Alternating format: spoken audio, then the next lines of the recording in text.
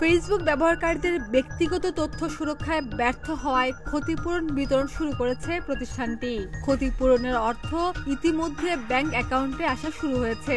এর আগে 2007 থেকে 2018 সালের মধ্যে ফেসবুকের মাধ্যমে ক্যামব্রিজ অ্যানালিটিকা নামের একটি প্রতিষ্ঠান প্রায় 8,70,00,000 ব্যবহারকারীর ব্যক্তিগত তথ্য হাতিয়ে নেয়। এসব তথ্য রাজনৈতিক ও বিজ্ঞাপনমূলক কাজে ব্যবহার করা হয়। এই ঘটনায় ব্যবহারকারীর তথ্য নিরাপত্তা নিশ্চিত করতে ব্যর্থ হওয়ার পাশাপাশি থার্ড পার্টির কাছে তথ্য ফাঁস ঠেকাতে পর্যাপ্ত নজরদারি না রাখার অভিযোগ ওঠে ফেসবুকের মূল প্রতিষ্ঠান মেটার বিরুদ্ধে।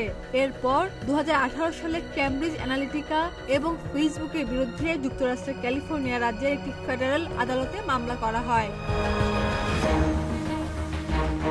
দীর্ঘ আইনি প্রক্রিয়ার পর 2022 সালের ডিসেম্বরে ফেসবুকের মূল কোম্পানি মেটা $725 মিলিয়ন আপোস করার সিদ্ধান্ত নেয়। এর মাধ্যমে মামলাটি আর বিচার পর্যন্ত গড়ায়নি এবং উভয় পক্ষই একটি সমঝোতায় আসে। 2023 সালে ক্ষতিপূরণ দেওয়ার কথা থাকলেও আরও আইনি জটিলতা থাকায় এটা সম্ভব হয়নি। তবে সব ঝামেলা শেষে এখন ক্ষতিপূরণ দেওয়া শুরু করেছে তারা। এই ক্ষতিপূরণের জন্য যোগ্য ছিলেন সেই সব মার্কিন ফেসবুক ব্যবহারকারীরা যাদের 2007 সালের 24 মে থেকে 2022 সালের 22 ডিসেম্বরের মধ্যে একটি সক্রিয় অ্যাকাউন্ট ছিল।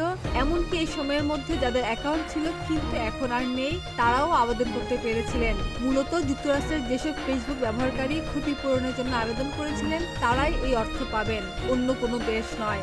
যদিও বাংলাদেশ সহ বিশ্বের অন্যান্য দেশে গুঞ্জন উঠেছে অনেকেই ক্ষতিপূরণ পাবেন, এই তথ্যটি সঠিক নয়। ডেস্ক রিপোর্ট, প্রতিদিনের বাংলাদেশ।